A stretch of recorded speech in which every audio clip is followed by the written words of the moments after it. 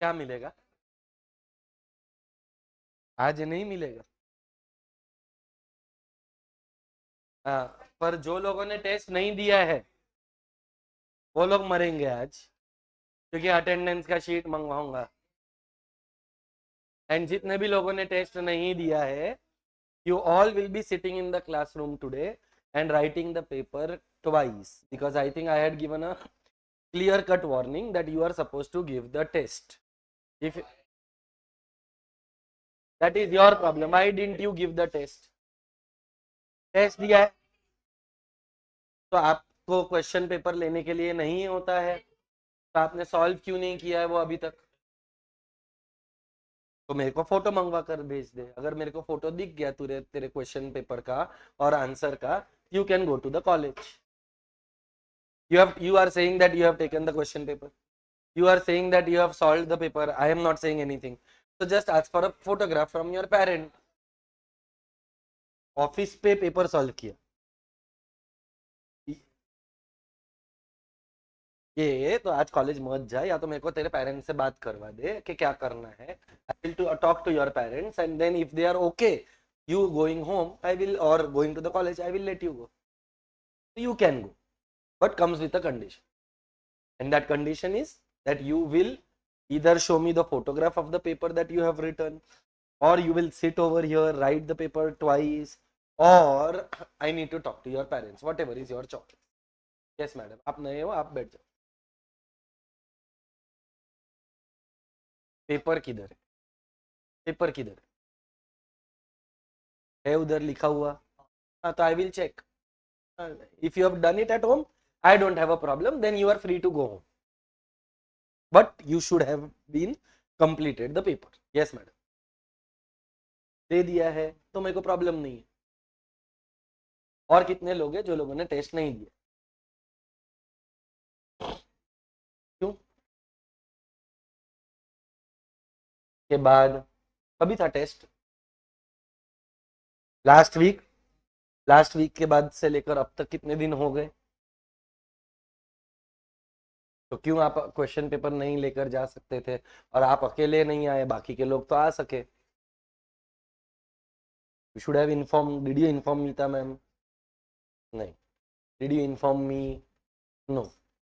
Did you take the question paper back at home? No. Then have you solved it? Which means you will sit and write the paper twice. भाई आपने दिया paper? Paper दिया? हाँ। हाँ दिया। नहीं दिया, तूने लिखा है। तूने दिया Venu? Madam, done. Done. Done. मैं मीता मैम को दिया, तूने लिखा है। तेरे पेरेंट्स से बात करना पड़ेगा। डन। डन। डन। नहीं, तेरा नाम अरहम। क्यों नहीं किया? उसके बाद भी बहुत सारे स्टेप्स लिए जा सकते हैं। जैसे उसके दिमाग में कैसे आया कि पेपर लेना चाहिए? किधर है ना, तो क्यों टेंशन ले रहा है? Have you solved it in the notebook और on a piece of paper? I will see, and if you have done it I don't have a problem. I want you to be sincere enough कि भाई अगर test रखा है तो test के लिए prepare करो, टेस्ट दो। अगर कोई ऐसा सिचुएशन आ गया जिसकी वजह से नहीं दे पाए, take the question paper at home, write it, give it to Mita ma'am, जैसे उसने किया। आज तूने नहीं किया कोई बात, नेक्स्ट टाइम ध्यान रखो। तूने भी दिया है।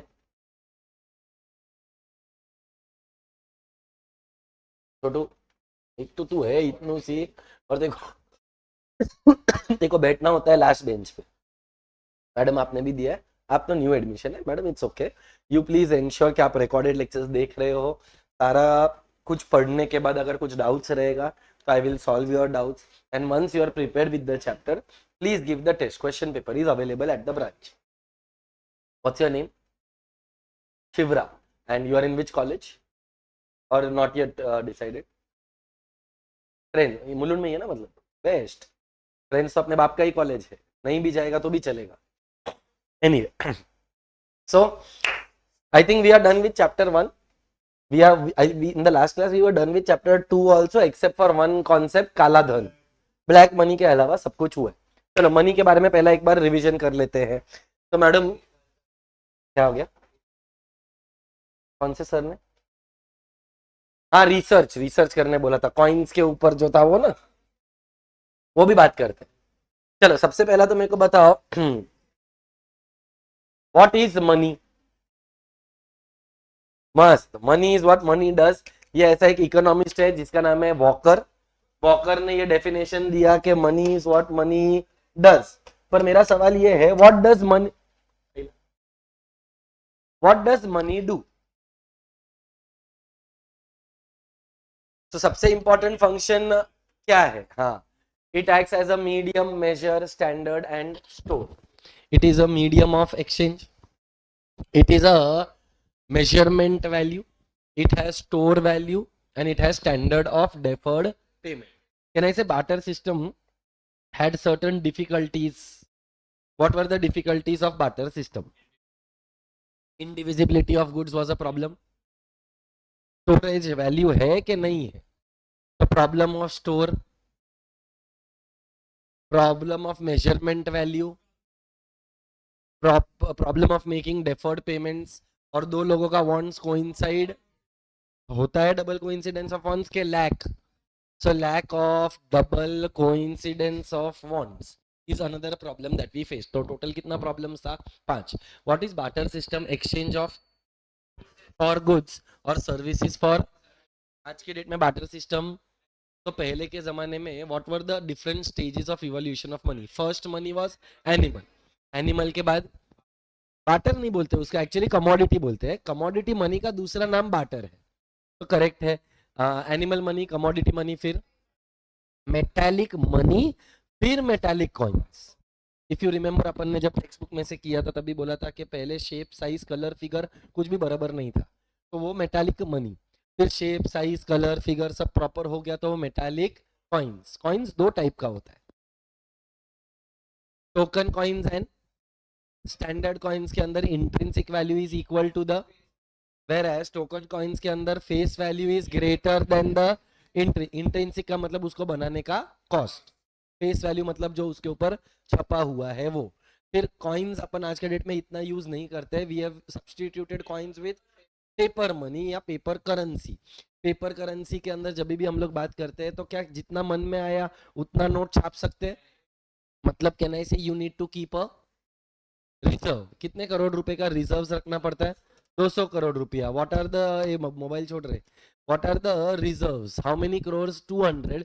उसमें से 115 crore gold and silver and 85 crore in the form of government securities. तो हम बोलते हैं मिनिमम रिजर्व सिस्टम. कम से कम 200 करोड़ रुपए का तो बैकअप होना ही चाहिए. Notes are dash, coins are dash. Notes are printed and coins are minted, बराबर ना. उसके बाद बैंक मनी आया. बैंक में हम लोग क्या यूज करते हैं? चेक, डिमांड ड्राफ्ट, इसको क्रेडिट मनी भी बोलते हैं. कौन सा मनी? नेक्स्ट कौन सा मनी आया? प्लास्टिक मनी आया. प्लास्टिक मनी में debit card and credit cards. Next वाला e money, electronic mode of money. आज के डेट में डिजिटल मनी आ गया है, क्रिप्टो करेंसीज आ गया है. That is all an additional part. फिर हम लोगों ने पढ़ा what are the qualities of money. तो सब में ईटी ईटी ईटी था. Cognizability, homogeneity, stability, acceptability, portability, durability, divisibility. Can I say ये टोटल 7 पॉइंट थे. यार वी क्लियर? एक ही पॉइंट मेरे को नहीं समझा. Cognizability, something which is easily recognizable, something which can be differentiated. एक सेकंड, पेपर लिखा तू? एग्जाम दिया? तेरा नाम क्या है? थैंक्स. तेरा?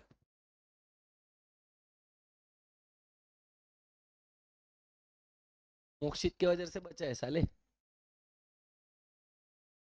क्या वो तो मरने ही वाले थे इररिस्पेक्टिव. वो तेरे अकेले के लिए थोड़ी था, बाकी के लोग तो मरे ही है. बचा तो उसके वजह से है वैसे, क्योंकि वो मैंने उसको बोला था कि उसको बोलना कि पेपर लिखे, नहीं तो तू तो अलग ही मचा रहा था ना भाई. ऐश. तो चल रहा था. हाँ, मनी के अंदर कॉग्निजिबिलिटी, ड्यूरेबिलिटी. कॉग्निजिबिलिटी का मतलब something which is easily recognisable. It is something which can be differentiated. जैसे कि अपने गांधी बापू अलग है, बेंजामिन फ्रैंकलिन अलग है, अपन ने वो स्लम डॉग मिलियनर वाला एक एग्जांपल भी लिया था. So all these were the qualities. The most important answer that we did, it was an 8 mark question. शायद मैंने वो लिखने के लिए दिया था, मुझे याद नहीं है. तो अगर वो भी नहीं लिखा है तो may God bless you, because you will be screwed again. तो अगर किसी ने ये आंसर नहीं लिखा है तो वो भी ये बैठकर आज 5 बार लिखेगा. नहीं लिखा, लग गए तेरे. So what are the functions of money? Can I say total 2, 3 और 4? 9 functions थे. ये कितने functions थे? Divided into 3 parts: primary, secondary and contingent. क्या क्या नाम था? प्राइमरी, सेकेंडरी एंड, चलो प्राइमरी के अंदर 2 functions, medium of, unit of account. What is unit of account? कुछ नया आया? यूनिट ऑफ अकाउंट का ही दूसरा नाम क्या है? Measurement value. दूसरा सेकेंडरी फंक्शंस 3 थे. कौन से 3? Transfer value, store value and standard of deferred payments.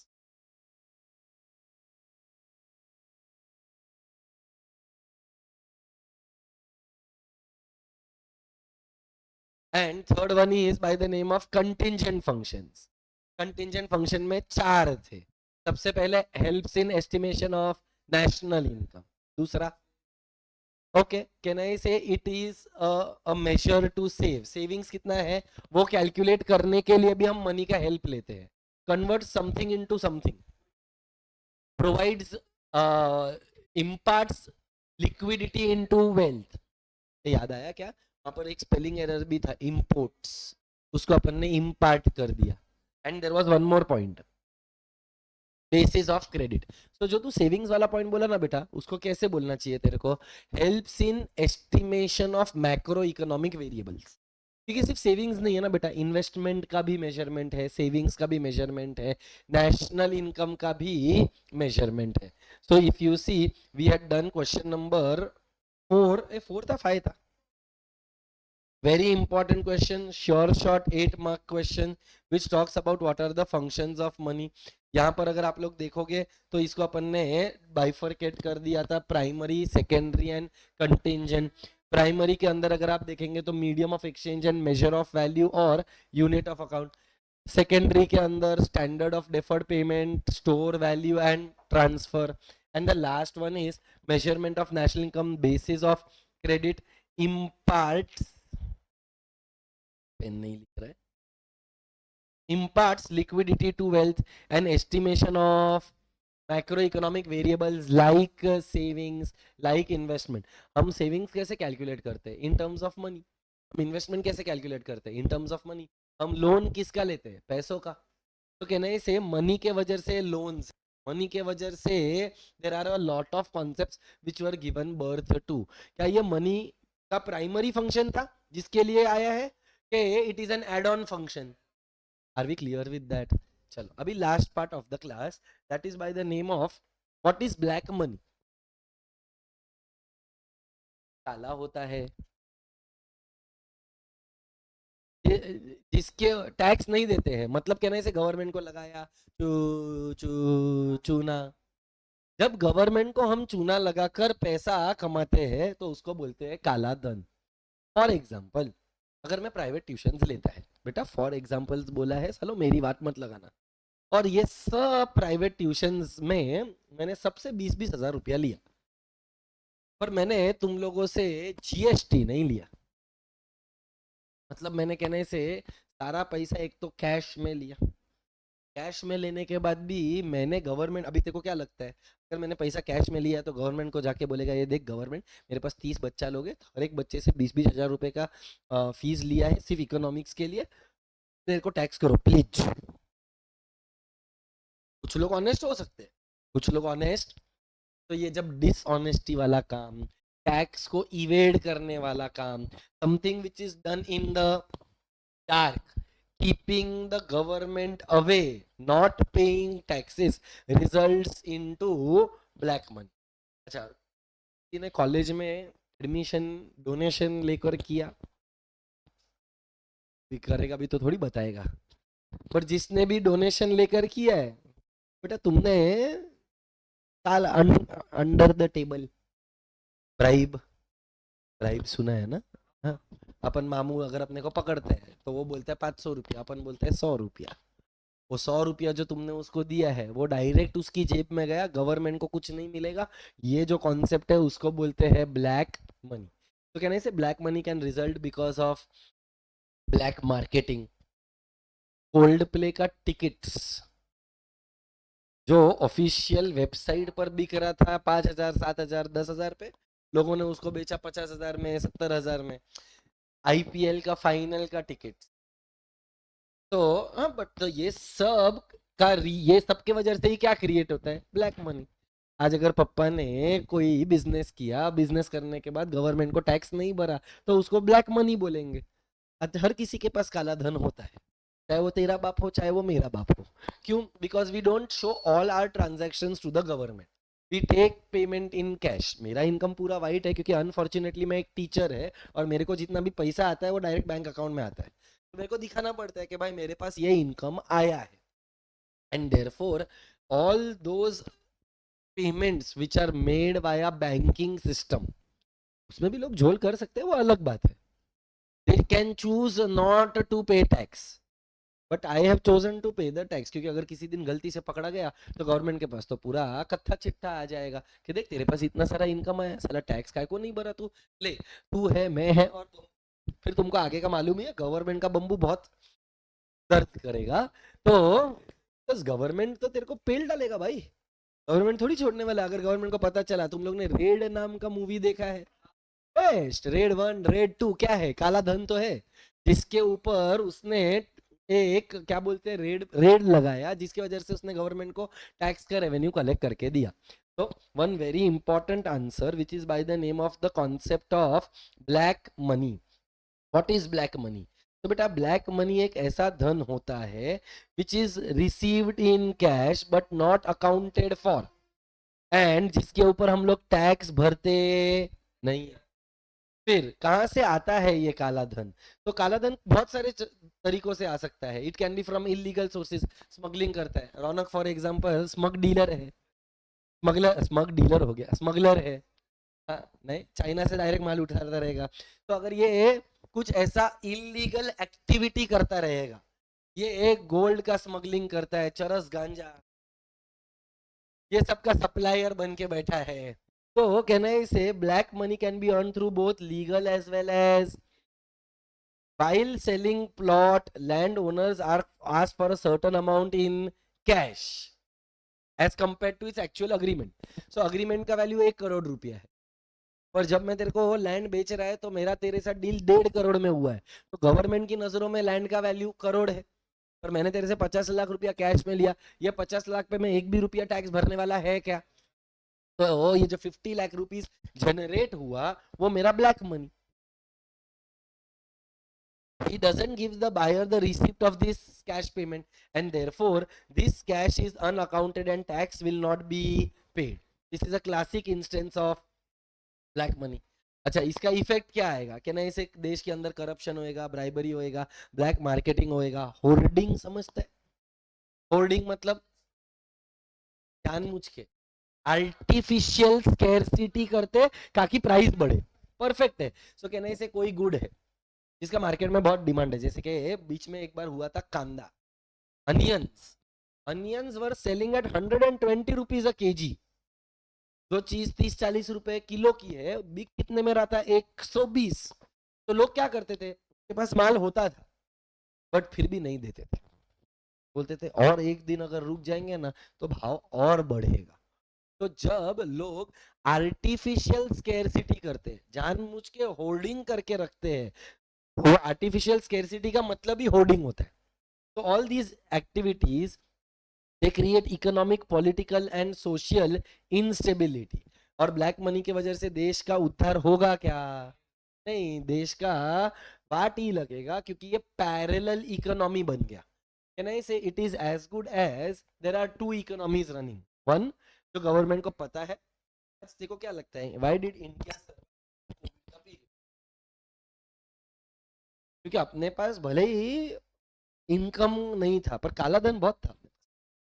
Why do you think government of India, madam, can you please keep the mobile phone or do I need to speak to you in a different language? because in the last 15 minutes you have offended me thrice. First, by not completing the task which was given to you in terms of exam. Second, you want to talk to the person who's sitting behind you. Third, you are on the mobile. My patience is getting over, madam. Please don't do that, because I am teaching right now and I would appreciate if you pay attention.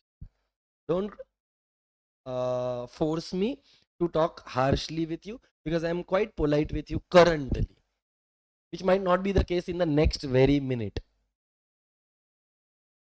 Yes.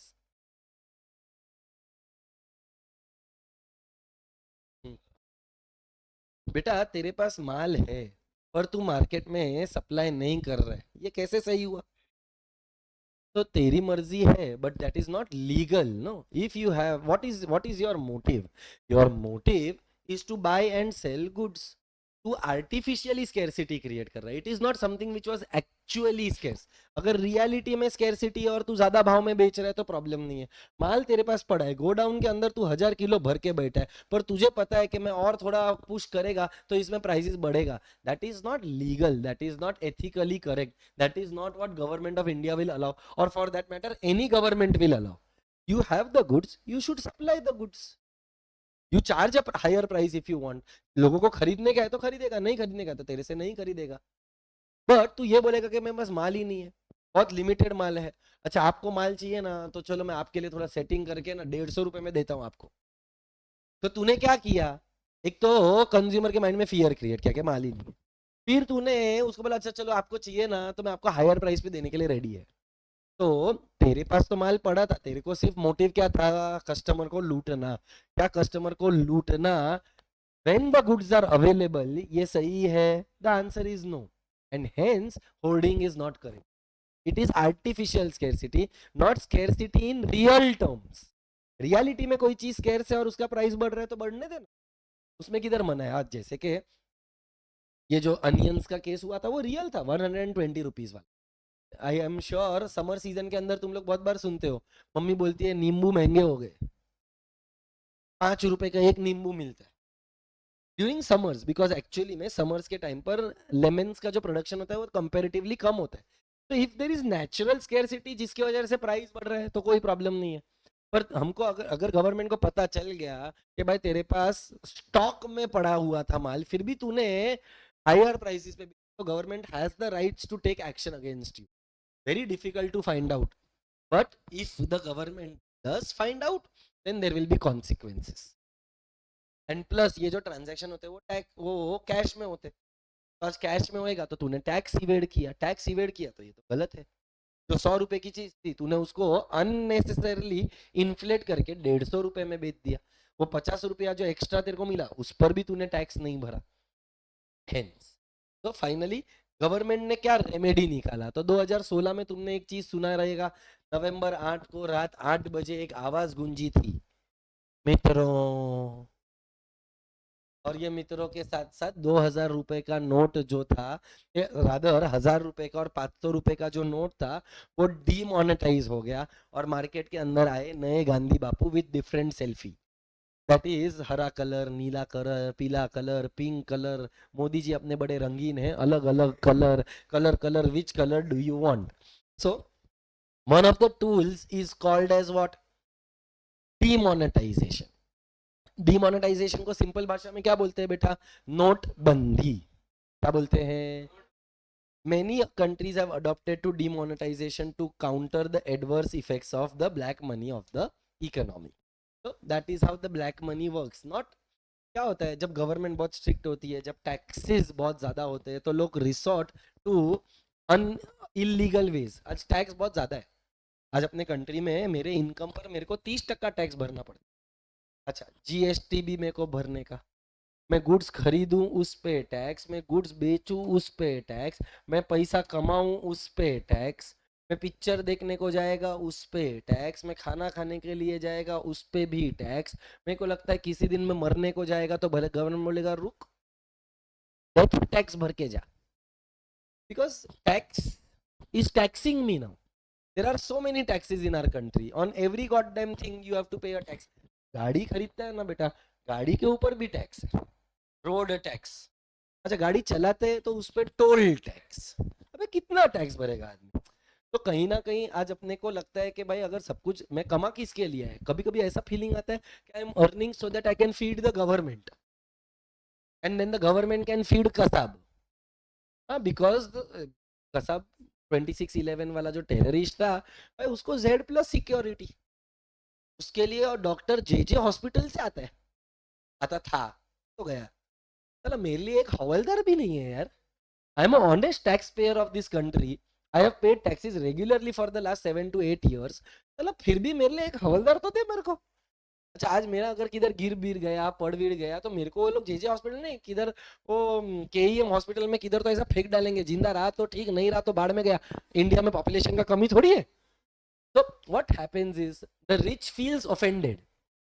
The rich feels why offended? Because I work so hard, then all the money is taken away by the government. That is why you see many cases where people are not living in India. बहुत सारे लोगों ने citizenship Dubai का ले लिया, Maldives का ले लिया, मॉरिशियस का ले लिया, UK का ले लिया. विराट कोहली मतलब अभी तक लिया नहीं है, but probably he might take the citizenship. ले लिया नहीं रे, मेरे ख्याल से तो अभी भी इंडियन ही है. अरे घर खरीदा है पर उसको सिटीजनशिप मिला क्या? आयो नहीं बेटा, it is the investment that you make which will give you the citizenship of that country. So हाँ, अभी जब भी रहेगा छोड़, अपने बाप का क्या गया. मेरा कहने का मतलब यही है कि अपने को कई बार ऐसा लगता है कि इतने ज्यादा टैक्सेस अगर इस देश में भरने, उससे अच्छा इस देश में रहने का ही नहीं. वैसे ही अपने कंट्री के अंदर ढंग का तो कुछ है नहीं. कभी घोड़बंदर रोड पर जाओ, तुमको आज के डेट में रियलाइज होएगा कि Ghodbunder road is SL world का राइड, क्योंकि इतना खराब हालत है रास्ते का. तो साला अपने से रोड टैक्स किस बात का लिया? जब गाड़ी खरीदा तभी उस पर रोड टैक्स लिया, जब गाड़ी चलाया उसका टोल टैक्स लिया. साला इतना टैक्स भरने के बाद भी मुझे रिटर्न में मिला क्या?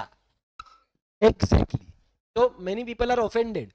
That is why they do illegal things. That is why they hide their income from the government. That is why they are not paying taxes, which results into creation of black money. बोलो बेटा.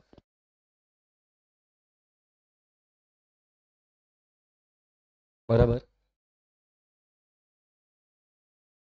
तो देख, तेरे को notes कब मिला था demonetisation के टाइम पर? जब तूने ₹1,00,000 रखा, उसके सामने तुझे नया ₹1,00,000 मिला. क्या मतलब गवर्नमेंट के पास डिटेल्स पहुंच गया ना कि तेरे पास कितना पैसा है. तो अगर तूने झोल किया होगा तो गवर्नमेंट को, इनकम टैक्स डिपार्टमेंट को सिर्फ इन्फॉर्म करने का है कि देख भाई इस आदमी ने इतना पैसा दिया है, क्या एंट्री है कि नहीं है. तो it is easier said than done. Very complicated. तो गवर्नमेंट ने बीच में स्कीम भी निकाला था कि अगर किसी इंसान ने पिछले 3 साल में कोई टैक्स नहीं भरा है तो अभी भी तुम्हारे पास टाइम है, तुम टैक्स भर दो, हम तुमको कोई भी पेनल्टी या फाइन नहीं चार्ज करेंगे. अगर करेंगे भी तो बहुत नॉमिनल करेंगे. अगर ये डेट के बाद किया तो तुम लोगों को 100% पेनल्टी लगेगा. पर देख बेटा, Indians and India is a देश ऑफ जुगाड़ूस. अपने पास इतने जुगाड़ है ना. ब्लैक मनी में भी अगर तेको पता रहेगा, डिमोनेटाइजेशन के टाइम पर भी एक्सचेंज हो रहा था for a fraction of the amount. मतलब तूने अगर 500 और 1000 रुपए का ₹1,00,000 दिया ना, तो कोई कमीशन एजेंट था जो तेरे को बोला था कि भाई तू मेरे को तेरा ब्लैक का ₹1,00,000 दे, मैं तेरे को 10 पैसे पर करके देगा. 10 पैसे पर करके देगा मतलब 10% पे मैं तेरे को एक्सचेंज करके देगा. तेरे पास ₹1,00,000 कैश है, मैं तेरे को 90,000 देगा, 10,000 मेरा कमीशन. मतलब उसने क्या किया, अपने ब्लैक के पैसे को इजीली व्हाइट के अंदर कन्वर्ट कर लिया बाय पेइंग 10 पैसा एक्स्ट्रा. गवर्नमेंट को देना होता तो शायद 30% देना पड़ता, इधर काम उसका 10% पे ही हो गया. He is okay with that. अच्छा, लोगों ने क्या किया था डिमोनेटाइजेशन के टाइम पर? गोल्ड खरीद लिया. ज्वेलर लोग वर रेडी. ज्वेलर लोग बोला ठीक है, तेरे को खरीदने का खरीद, मैं भी 10% ले. उसके पास तरीका था ब्लैक को व्हाइट में कन्वर्ट करने का. मस्ट हैव डन समथिंग और the other. So what happens is, अपन जब डिस्कशन करते हैं ना तो बहुत इजी लगता है सुनने के लिए, बट प्रैक्टिकलिटी में एप्लीकेशन बहुत डिफिकल्ट होता है.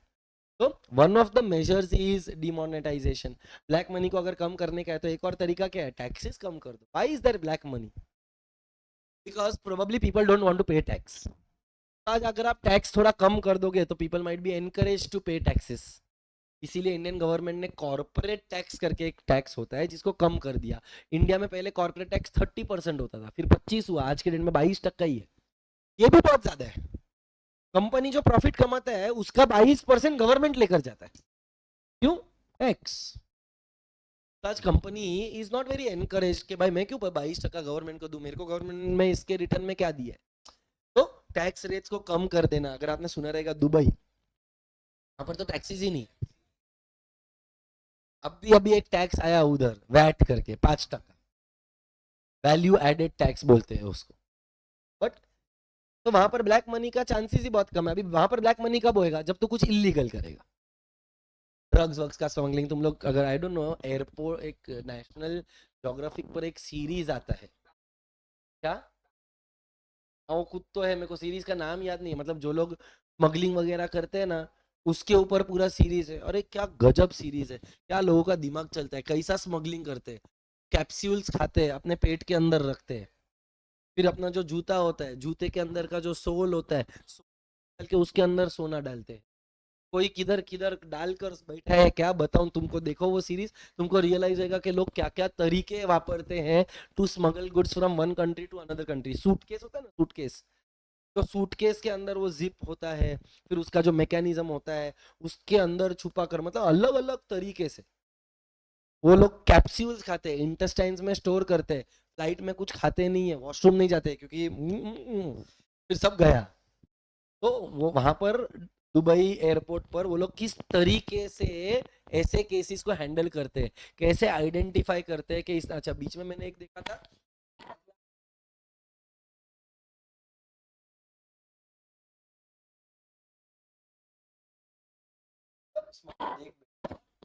दिमाग ये सब जगह पे मत लगाना। किसी दिन अगर पकड़ा जाएगा तो 12 के भाव में जाएगा। अपना दिमाग सही जगह पर लगाओ। टैक्स को मत भरो, टैक्स प्लानिंग करो, चोरी मत करो, क्योंकि अगर किसी दिन पकड़े गए तो लंबे जाएंगे। तो टैक्स, बम्बू मतलब अलग लेवल के बम्बू बेटा, बम्बू इज तो बस just a word. You don't know the pain of government department का चक्कर मार डालेंगे तेरे को, और फिर उनको खिलाना पड़ेगा। अभी वो केस सेटल करने के लिए क्या करना पड़ेगा? हाँ, खिलाना पड़ेगा। तो देख, एक होता है टैक्स इवेजन और एक होता है टैक्स प्लानिंग। क्या करना चाहिए? टैक्सेस को इवेड करना चाहिए कि टैक्सेस को प्लान करना चाहिए?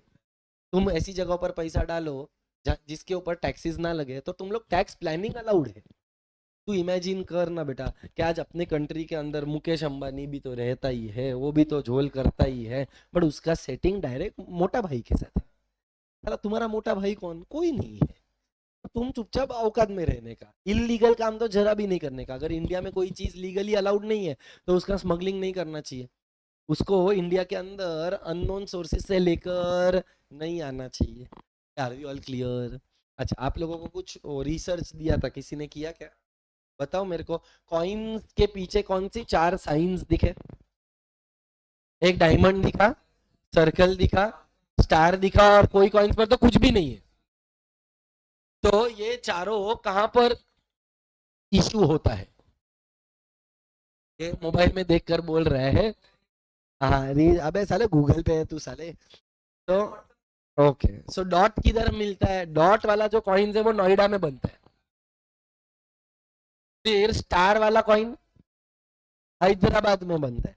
मतलब कहना है, इसे टोटल इंडिया में 4 जगह हैं जहां पर कॉइन्स प्रिंट होते हैं। 1 रुपए का नोट को भूल गया यार वेनू, नेक्स्ट लेक्चर में याद दिला मेरे को, मैं लेकर आता हूँ। मैं भूल गया, सॉरी, अभी याद आया मेरे को। तो डॉट हो गया, डॉट हुआ क्या? हाँ, डॉट किधर बोला? नोएडा। स्टार किधर बोला? हैदराबाद। डायमंड मुंबई, और जिधर कुछ भी नहीं है कोलकाता। सो टोटल इंडिया के अंदर कितना मिंट है? 4। और हर एक कॉइन ये बताता है कि वो कॉइन कहां से मिंट होकर आया है। Are we all clear? Sure. I want you all to read question number 5 and then I want you all to solve all the objectives and that should be it for the day. Objectives question 1 से लेकर 10 ही बजे है अभी तक, पर तेरे को solve करने के लिए आधा घंटा लगेगा और मेरे को डिस्कशन करने के लिए 20 मिनट लगेगा। उसके बाद मेरे को अभी कुछ लोगों की बजानी है ना, बजाने में बहुत टाइम जाएगा। कंटिन्यू होमवर्क करके आया है, क्योंकि नहीं तो तेरी भी बजेगी बेटा। आंसर लिख कर आया, ऐसा कैसा हो गया रे रौनक, चमक रहा है तू। चलो क्वेश्चन नंबर ए से लेकर you will solve question number ji.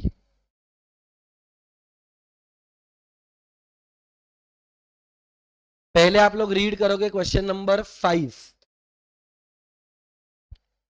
question A to question G. I will start the discussion whenever you all are done. I don't mind starting the discussion at 10:30. तुम लोगों का partition values chapter start हुआ? Very good. तो इसीलिए मैं भी नहीं start करना चाहता, पहले मैथ्स में होने दो, मैथ्स में हो जाएगा तो इकोनॉमिक्स का काम आसान हो जाएगा। नेक्स्ट लेक्चर में we will be also doing partition values. अच्छा बाय द वे, जो लोगों का कॉलेज स्टार्ट हो चुका है वो लोगों को कुछ पोर्शन वगैरह दिया है एग्जाम में, क्या आने वाला है क्या नहीं आने वाला है, कुछ इन्फॉर्मेशन जैसे ही आएगा ना बेटा please share, because your syllabus might be different than what I have thought. 99.99% तो चैप्टर 1, 2 और 3 ही होगा, बट कोई तो कॉलेजेस अलग बचती है कोई 3, 5, 7 नहीं ना? हाँ मत दे यार, नहीं तो 3 और 5, 3 तो हो जाएगा, 5, 7 कब होएगा मालूम नहीं मेरे को। तो we will work a way out. आपको कॉलेज में कोई चैप्टर स्टार्ट हुआ बेटा? मतलब वही ना, चैप्टर 1 का ही पार्ट ले रहे हैं ना, मतलब चैप्टर 1 तो एग्जाम में है और अपना तो वो भी हॉबी का है। अच्छा, one more announcement, next week या whenever the time table comes there will be a test on chapter number 2। Giving the test is compulsory. Number 2, for genuine reasons if you are not able to give the test you should inform Meeta madam कि ये reason है जिसकी वजह से मैं test नहीं दे रहा हूँ। Number 3, you should take the question paper home and solve the entire question paper and show it to me or submit it to Meeta ma'am on the very next day. Suppose कर अगर exam Friday को है तो Friday को नहीं दे पाया, कुछ genuine reason है, सैटरडे तक तेरा पेपर सबमिट हो जाना चाहिए मीता मैडम को। अगर टेस्ट सैटरडे को है तो संडे तक होना चाहिए। You have 24 hours to complete the paper. Am I clear with that? अच्छा, अभी कितने लोगों ने होमवर्क नहीं किया है? Please give me your names, मैं आकर चेक करूं, दैट इज वन पॉसिबिलिटी, और you be honest, that is another possibility. Yes, आपका नाम बेटा? लोकेश। जो लोग भी सामने से अपना नाम बता रहे they will write the answer thrice, और जो लोगों को मैं पकड़ेगा, अगर तुम लोगों ने नहीं लिखा है तो तुमको आंसर 5 बार लिखना पड़ेगा। All the best. MILIT, Milit. Yes madam. Harmi. आज सब लोग इधर ही बैठेंगे। जय, JEN, जैनी।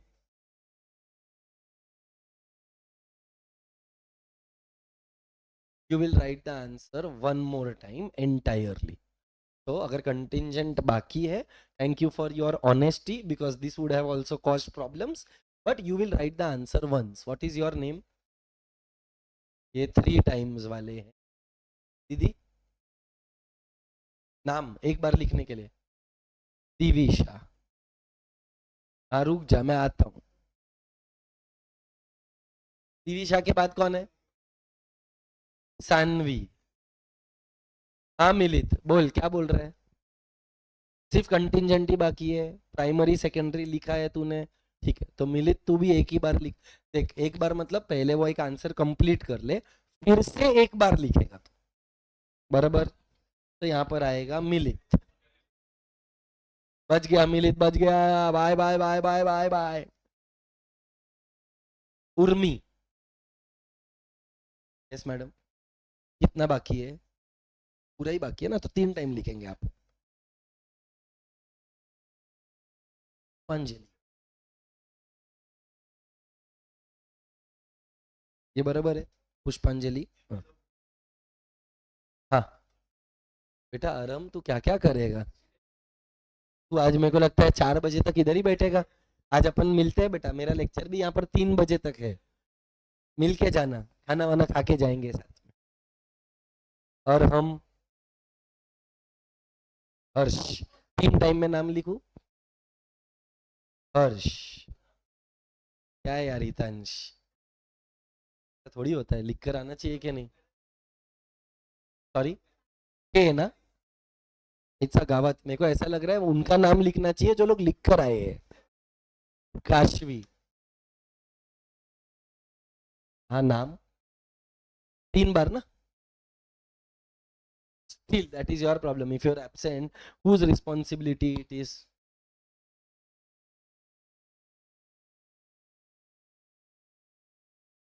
लिख। मैं सोच रहा था तेरे को माफ करूं, बट क्या है, I want you to take responsibility if you were absent. अगर तू एबसेंट था तो क्या तूने मेरा रिकॉर्डेड लेक्चर नहीं देखा? तो पूरा देखने का। दूसरा बात, दोस्तों को पूछना चाहिए था कि क्या, कौन था वो, किधर है, वो खोपड़ी पड़ साले का। ये भव्य है ना तेरा नाम? बोल।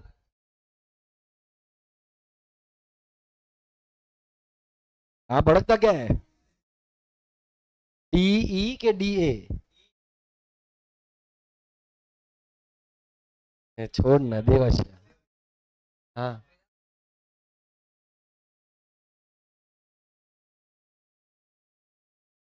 नाम बोल। Yes madam.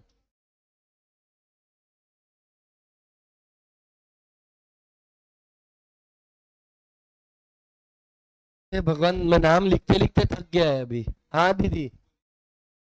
सुहानी। फिर श्रुति। अरे छोटे, since you are a new student and this is your first lecture, you are safe from everything, but I hope you are understanding the consequences of messing with me. Do not mess the next time.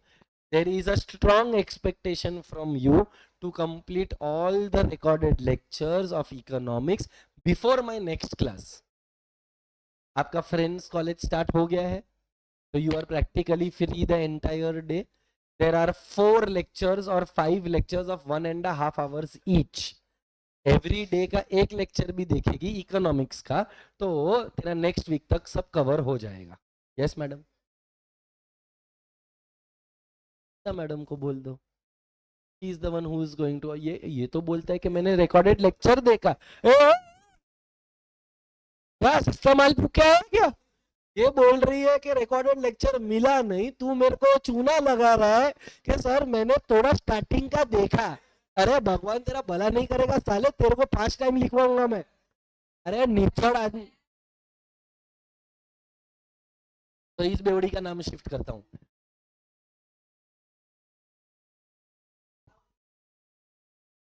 तू दिखा रे मेरे को lecture, दिखा इसकी भैंस की पूछ. दिखा ना. Thank you bro. कहाँ छुपाओगे तू? आया है लेक्चर. चले, श्रुति हो गई. श्रुति के बाद कोई लिखा ना, ये रहा एक बार में, क्योंकि उसका थोड़ा हो गया. एक्चुअली मुझे लगा था कि ज्यादा लोग लिख कर आए होंगे, पर ये थोड़ा वक्त बदल गया, हालात बदल गए. A anybody's name is missing please let me know. मैं आकर चेक करेगा ना, तो उसके बाद 1 बार 3 बार नहीं होएगा, सीधा 5 बार होएगा. Anybody who is left I will check. मैं सबका बुक आकर चेक करने वाला है. और बेटा एक और बात बता रहा हूँ, अभी है ना, वो लोग भी नाम दे दो जो लोगों ने लिखने में घापची मारा है. घापची मतलब बीच में से 2 लाइन खा गए, 3 लाइन खा गए, बस, तो फिर तू सेफ है. वर्ड टू वर्ड लिखा है तो नथिंग टू वरी. जिसने बीच में झोल किया है, भरोसा नहीं मेरे को ना. नहीं, मैंने तुझे, तू है ना मेरे को ये सवाल आज दूसरी बार पूछ रहा है, लास्ट क्लास में भी सेम ही पूछा था. ए जरा पीछे घूम, लात मारता हूं तेरे को. सेम क्वेश्चन तूने मेरे को लास्ट टाइम भी पूछा था, मैंने देखो उसका लास्ट टाइम भी जवाब दिया था कि अभी लिखने के लिए एज इट इज लिखना है. देख बेटा, मेरी उम्र पे मत जा, मेरा मेमोरी बहुत स्ट्रांग है. देखो ऐसा लगता रहेगा मेरा बुढ़ापा आ गया है, तो ये तेरी गलत फहमी है. मैं तुझे आगे और बोलता हूँ, मैंने तुझे क्या बोला था. एग्जाम में तू 70% टेक्स्ट बुक का लैंग्वेज यूज कर सकता है, पर्सन खुद का लैंग्वेज यूज कर सकता है। बोला था लास्ट क्लास में, तो डैश भगवान से डर, nobody is left in this list. So read question number 5 and start solving objectives. In the meantime, I will come and check the क्या बोलते हैं नोटबुक का function contingent tertiary contingent total 9 अब टोटल 9 ये होना चाहिए function. One last chance, anybody's name left? हाँ madam,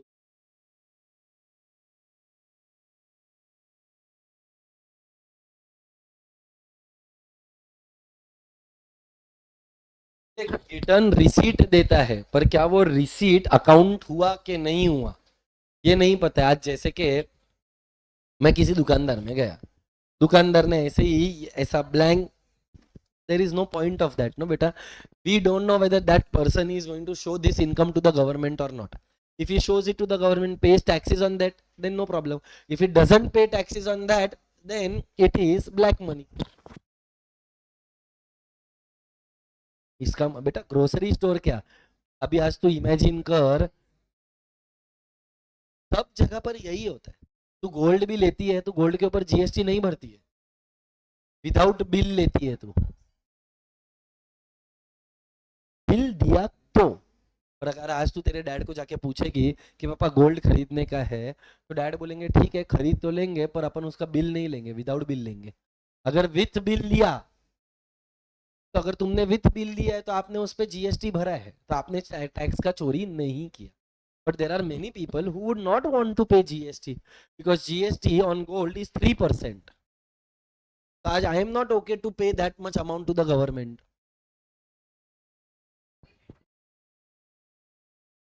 Of course, बेटा।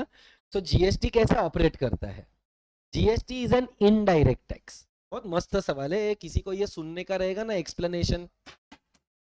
If somebody wants to listen to this explanation, please do. It was a very good doubt. देख बेटा, दो type का टैक्स होता है जो अपन ने पहले भी डिस्कस किया। एक का नाम इनकम टैक्स था और एक का नाम था indirect tax, direct and indirect. Direct tax is on my income, मैंने पैसा कमाया, मैंने टैक्स भरा। तो impact and incidence of tax is on the same person. Government ने टैक्स भरने के लिए मुझे बोला, मैंने ही वो टैक्स भरा, तो वो डायरेक्ट टैक्स। जीएसटी में ऐसा नहीं होता है। जैसे कि आप यहाँ पर सर्विस ले रहे हो हमसे, तो गवर्नमेंट ने प्रोफेशनल एकेडमी को बोला कि you have to pay the GST. Professional academy ने किसको लूटा? स्टूडेंट्स को। तो प्रोफेशनल एकेडमी लूटा नहीं बोल सकते हैं, it shifted the burden of tax to the receiver of the service. तो इंपैक्ट किस पे था? प्रोफेशनल एकेडमी पे। पर इंसिडेंस किसने भरा टैक्स? आपके पेरेंट्स ने। जब ऐसा इंसिडेंस शिफ्ट हो जाता है, टैक्स का बर्डन शिफ्ट हो जाता है, तो हम उसको इनडायरेक्ट टैक्स बोलते हैं। तो एक्चुअली गोल्ड के बेचने पर टैक्स भरने के लिए गवर्नमेंट ने किसको बोला था? वो मैन्युफैक्चरर को, ज्वेलरी मेकर को। और उसने अपने टैक्स का बर्डन कस्टमर पे शिफ्ट कर दिया। जब टैक्स का बर्डन कस्टमर पे शिफ्ट हो जाता है, तो हम उसको इनडायरेक्ट टैक्स बोलते हैं। तो व्हेन यू परचेज गोल्ड, और for that matter when you are taking a service over here, तो अगर कैडबरी खरीदेगी ना, कैडबरी, तो कैडबरी के पीछे देखना उसका प्राइस लिखा रहेगा और ब्रैकेट में लिखा रहेगा इंक्लूसिव ऑफ टैक्सेस। तो आपसे टैक्स वसूला गया जबकि भरना किसी और को था। ऐसे टैक्स को इनडायरेक्ट टैक्स बोलते हैं।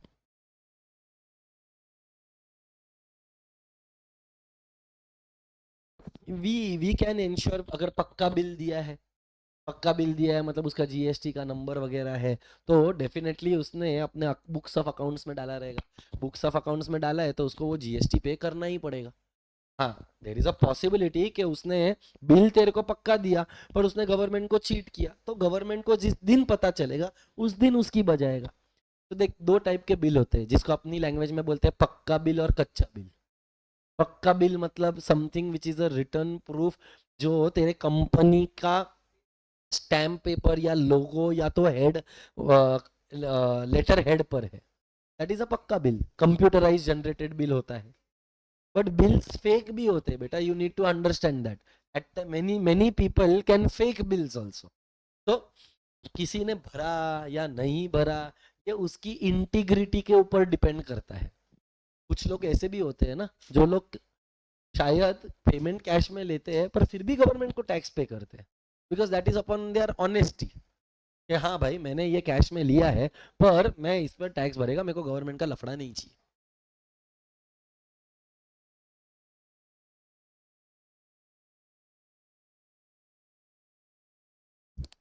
Yes madam. None. No, on milk, no, you generally purchase milk from a local vendor.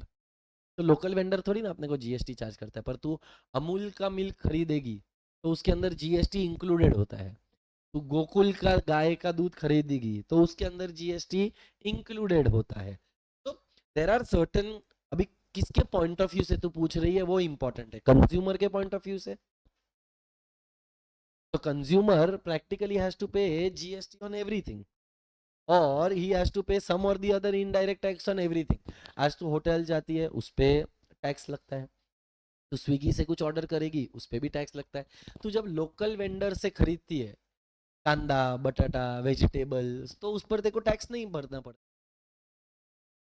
And you need not stand up to ask your questions, you can just raise your hand, sit and ask your questions.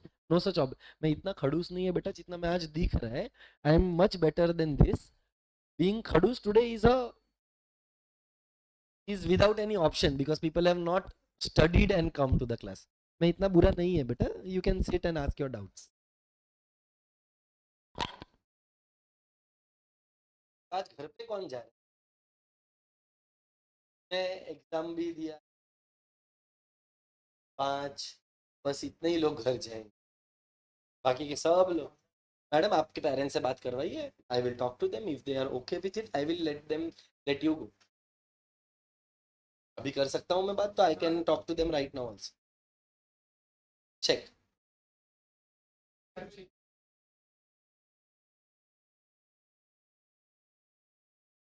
पहला तो paper के अंदर कितने लोग हैं, पहले मेरे को उसका नाम, नाम हिमांशु, फिर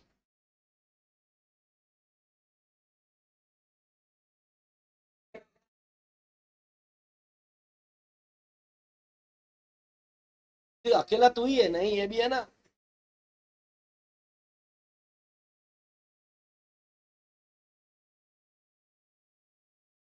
वो तेरा प्रॉब्लम है साले। नाम बोल।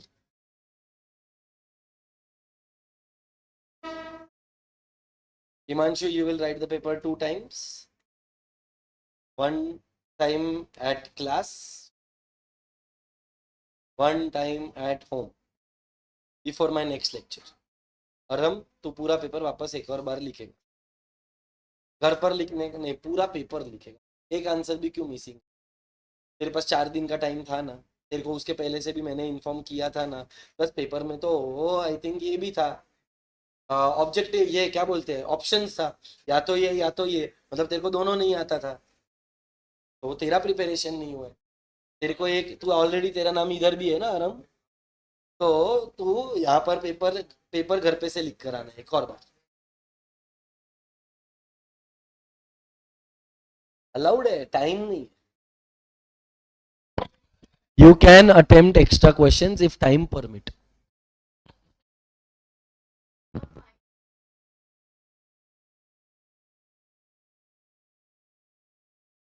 You mean to say that वो जो ऊपर दिया है, not required in economics, OC में रिक्वायर्ड है, इको में without that also you can write. अगर याद रहता है तो कर, नहीं रहता है तो तू छोड़ सकती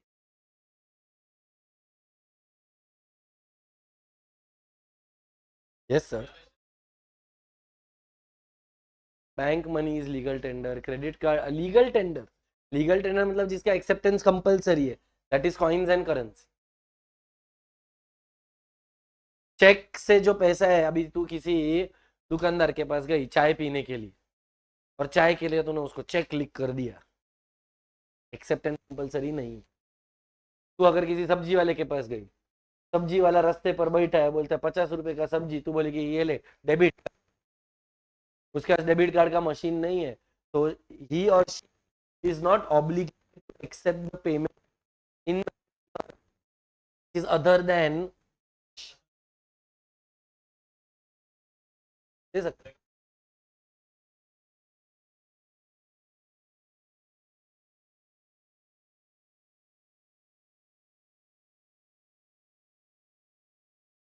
तूने बीच में स्टोरीज भी देखा रहेगा कि बहुत सारे लोगों ने अपना ड्रीम बाइक खरीदा विथ चिल्लर, अलाउड है, लीगल टेंडर है, कंपलसरी है एक्सेप्ट करने के लिए।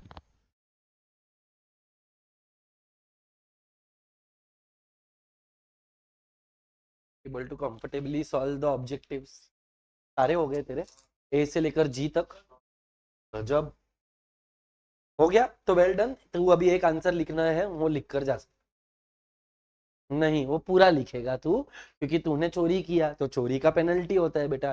पूरा आंसर स्टार्ट से लेकर एंड तक with example, word to word. बहुत सारे मिस हुए, तू देख उसका आंसर और तू देख तेरा आंसर, पूरा लिखेगा।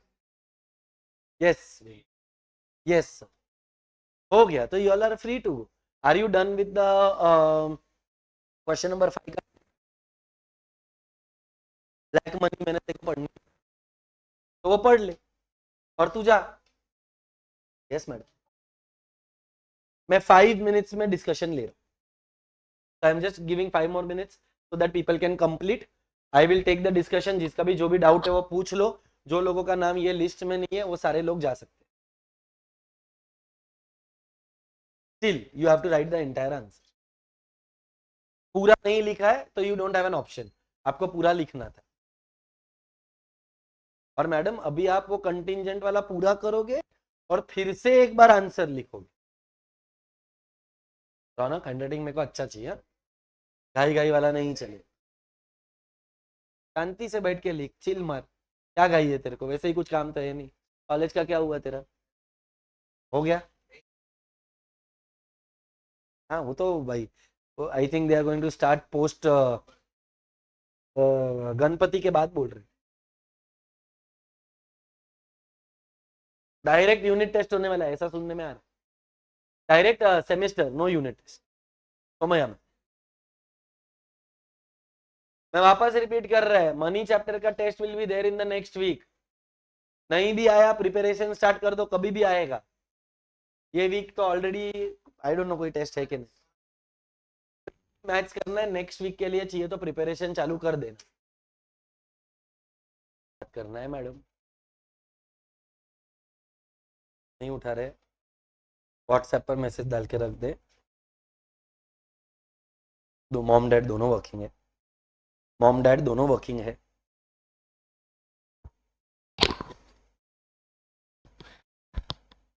यस वेनु,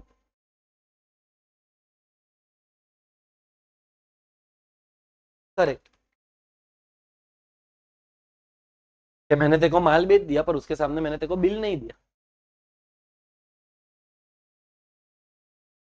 और इलीगल मतलब गवर्नमेंट ऑफ इंडिया अलाउ ही नहीं करता है, फिर भी मैंने वो कांड किया। तो वो तो अभी मैं स्मगलिंग करके थोड़ी ना गवर्नमेंट को जाके बोलेगा देख स्मगलिंग करके करोड़ रुपया कमाया, ले इस पे टैक्स।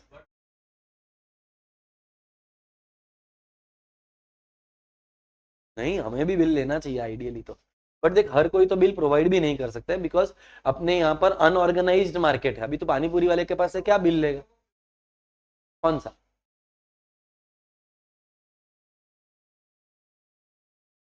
हाँ, जैसे कि अभी वेजिटेबल्स वगैरह है उस पर कोई टैक्स थोड़ी है।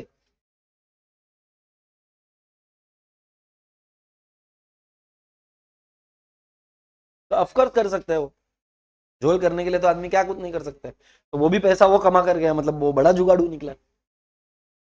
चल, so I am taking the objectives वाला part. Few students had a doubt in some of the objectives.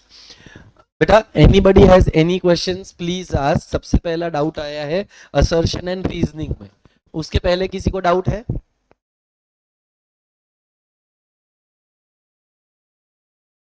गया क्या? कौन सा वाला असर्शन रीजनिंग? थर्ड वाला. Issue of paper money was monopolized by the central bank. Paper money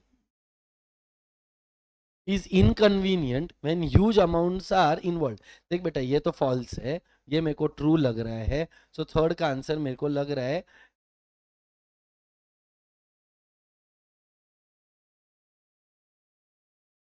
ये reasoning वाला statement थोड़ी बराबर है. रीजनिंग किधर ट्रू है? Are you trying to tell me paper money is inconvenient when huge amounts are involved? बेटा can I say ये जो प्रॉब्लम था that was for plastic paper coins. Coins का प्रॉब्लम था कि लार्ज ट्रांजैक्शंस के लिए सूटेबल नहीं है. देख अभी वहां पर वो लोग ने ऐसा कुछ बोला नहीं है, तो ये ह्यूज अमाउंट्स में क्या आता है इज अ क्वेश्चन मार्क.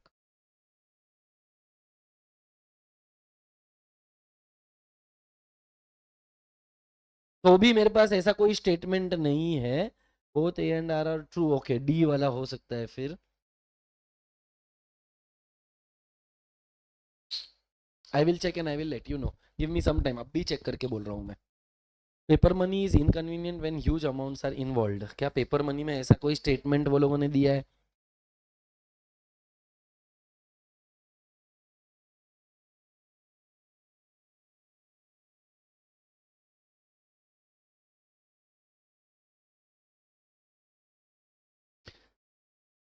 नहीं रे, किधर लिखा है? पेपर मनी में थोड़ी लिखा है, मेटल में लिखा है ना. लिखा किधर है?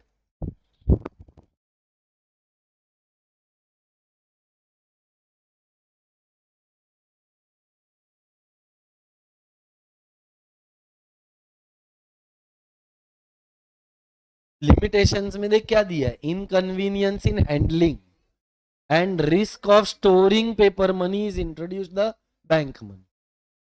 तो मतलब देख वो ह्यूज अमाउंट्स को वो लोग ने डिफाइन नहीं किया है, जिसकी वजह से मुझे पर्सनली आंसर बी लग रहा था.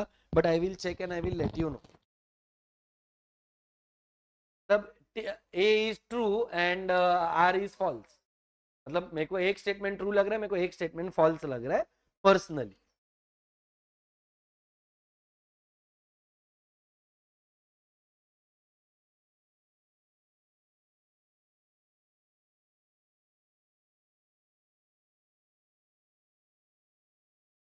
सुन रहा हूं मैं, बोल. पे पूरा आंसर लिखना है तेरे को, सिर्फ एग्जांपल नहीं लिखना है. पूरा आंसर. मजाक कर रहे हैं. वापस गापची मारा. अब अगर गापची बेटा पूरा आंसर लिखना है, पूरा आंसर. बिकॉज तूने चोरी की है, उसकी सजा है वो. Yes sir. तेरे को कौन सी भाषा में समझाऊं बता. वन टाइम का मतलब सिर्फ वो पॉइंट थोड़ी लिखना है. ऐसा ही हूं मैं.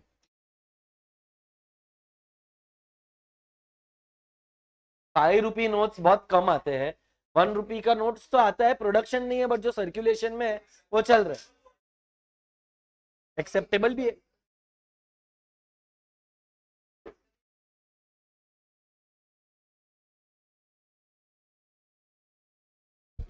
बेटा as per the Google the answer is D, but I will take some more time to check the answer. क्योंकि आपका ह्यूज अमाउंट्स में ये हो सकता है कि करोड़ों रुपए रहेंगे, तो उसके अंदर ट्रांजैक्शन का डीलिंग डिफिकल्ट है. तो both are true but R is not the correct reason for A. तो वैसे भी अपने को डाउट ए में था या तो डी में था. मैंने अभी जस्ट चेक किया गूगल पे तो डी दिखा रहा है. But again I will come back to you with more research. ये तो सिर्फ गूगल किया है, पर मेरे को गूगल पे अंधा भरोसा नहीं है.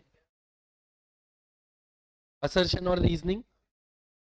Metallic money was eventually replaced by paper currency.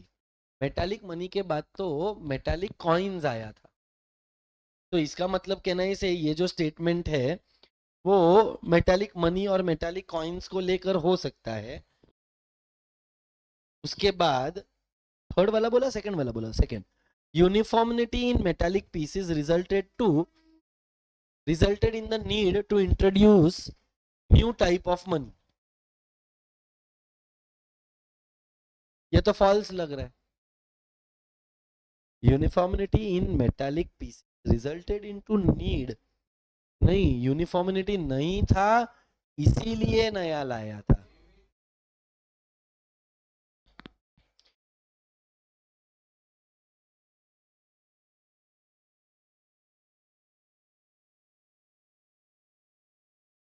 चलेगा, I think A is true and R is false.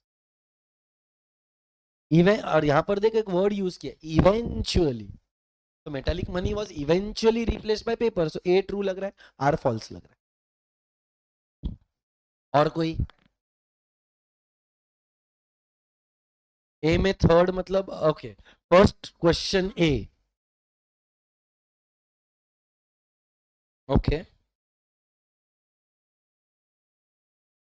तो देख मैं तुझे बोलता हूं क्या करेक्ट ऑर्डर होना चाहिए। पहला animal money, two, four, okay, third वाला मैं गलती से अलग देख रहा था। Arrange in order of evolution of money, okay. तो इनमें से पहले पेपर आया, पेपर के बाद क्रेडिट आया, so two, four, one and three, ये करेक्ट ऑर्डर है। अच्छा, यहाँ पर मेरे को लगता है ये प्रिंटिंग एरर हुआ है, तो बेटा ये फोर जो है ना उसको तू चेंज करके थ्री कर दे।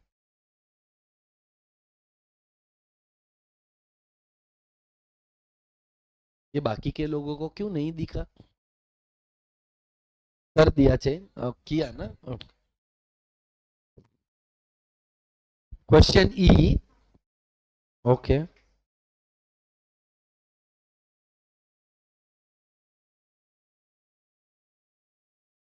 सेवेंथ वाला, secondary function of money, mistake. Value का थोड़ी ना फंक्शंस पढ़ा ही है अपन ने तो फंक्शंस ऑफ मनी ही तो पढ़ा है। ई में सेकेंड वाला, प्रो हिस्टोरिक पीरियड मतलब बहुत सालों पहले, एक एनिमल मनी प्रो हिस्टोरिक होता है। प्रो हिस्टोरिक का एग्जैक्ट मीनिंग भी तेरे को बोलता हूँ।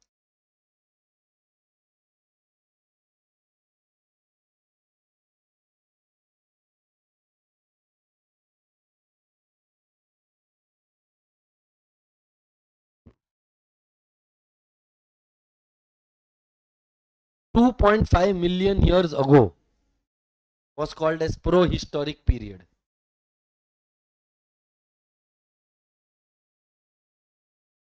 Around 3000 BCE in Mesopotamia, क्या मालूम बेटा, ये बहुत हाँ मतलब, तो मेसोटोमिया मतलब मिडिल स्टोन एज बोलते थे।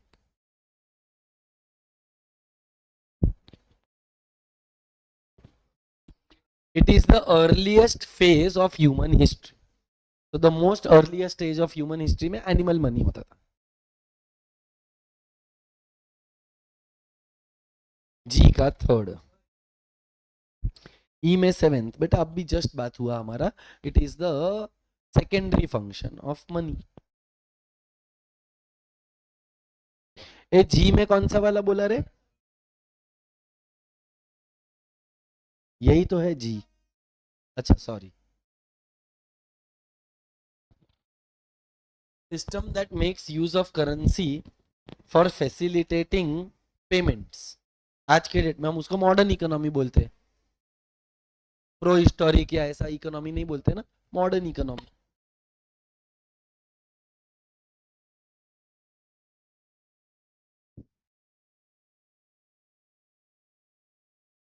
सी का सिक्स,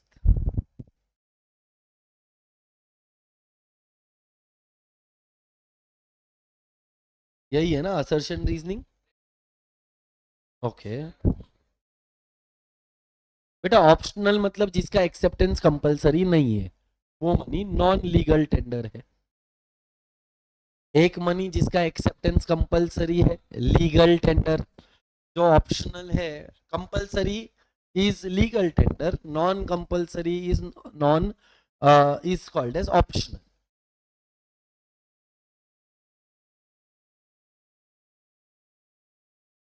बोलो और कुछ। जो 4-5 लोग हैं वो लोग जा सकते हैं, बाकी के लोग बैठेंगे और लिखेंगे। आपका कुछ हुआ बात आगे? 11 बजे तक तो आप बैठ ही सकते हो, लिखो। कितने बजे तक अलाउड है तेरे को कॉलेज में पहुंचना? 1 o'clock?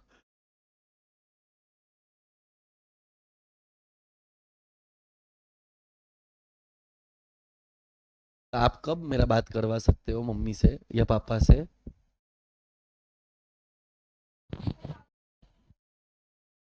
रात को अभी वो तो तू घर पे जाकर खुद लिख देगी तो क्या फायदा उसका?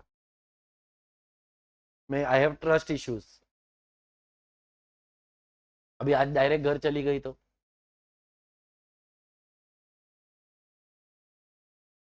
बेटा बाकी के लोगों को थोड़ा ब्रेक लेना है, वॉशरूम जाना है, बिंदास बैठो इधर 1 बजे तक, कोई प्रॉब्लम नहीं।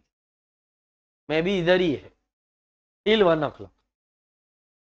I am here till 3 o'clock। But I want to talk to them once. If not today, then maybe whenever I come next, चाहिए तो मेरा नंबर दे ले लेना और मेरा बात करवा, मीता मैम से बात करवा लेना एटलीस्ट।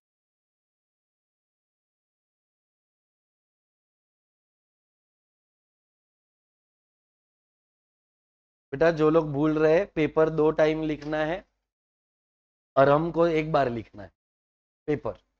और यहाँ पर होमवर्क।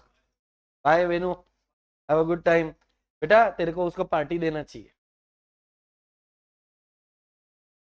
मोक्षित को।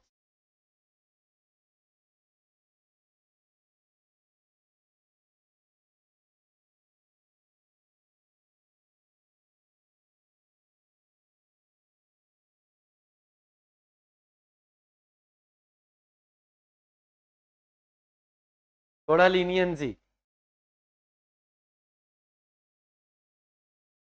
बट इससे ज्यादा उम्मीद एक नहीं करूंगा, क्योंकि एक बार कंपलसरी था लिखने का। अबे ये लीनियंट ही है मैं। Instead of writing 3 times, write the answer 2 times. Welcome. But beta, next time onwards, please take it a little seriously. If I have told you something for which you have 1 week's time, you cannot ignore what I have told you.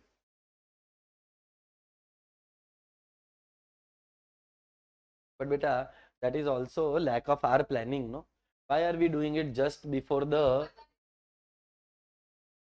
नहीं बेटा, देखो क्यों लग रहा है, अगर छोटू सा होता तो मैं लिखने के लिए देता, तो वो मैं क्लास में ही नहीं करवा लेता।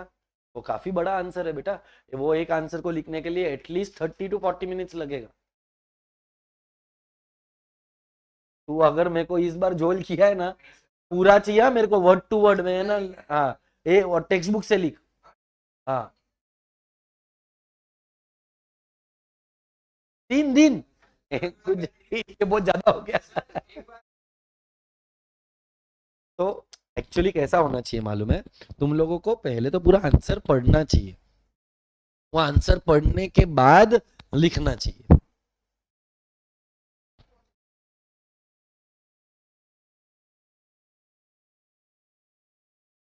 वो तो देखने से का देखा, उसके बाद मैंने किसी और का बुक देखा तो आई कुड इजीली आइडेंटिफाई कि देर इज। और देख, अगर तू गापची मार भी रहा है ना तो इसमें मेरा नुकसान नहीं है, प्लीज अंडरस्टैंड। मेरे को इधर तेरे को बिठा कर क्या फायदा है? साला प्रोफेशनल एकेडमी का तो इलेक्ट्रिसिटी का बिल बढ़ रहा है। So at the end of the day why I am doing this is for your own good, not for myself. तू पूरा पेपर लिखेगा, ऑप्शन नहीं है तेरे पास। जो भी मिस हो गया मैं नहीं सुनेगा।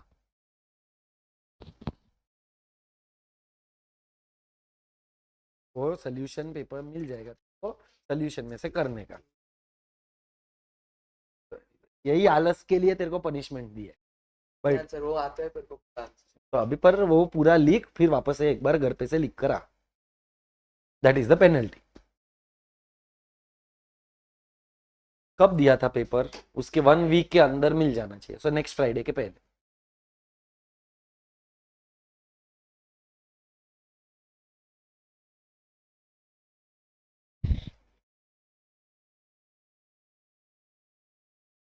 जितने भी लोगों ने पेपर दिया था, were you comfortable with the paper?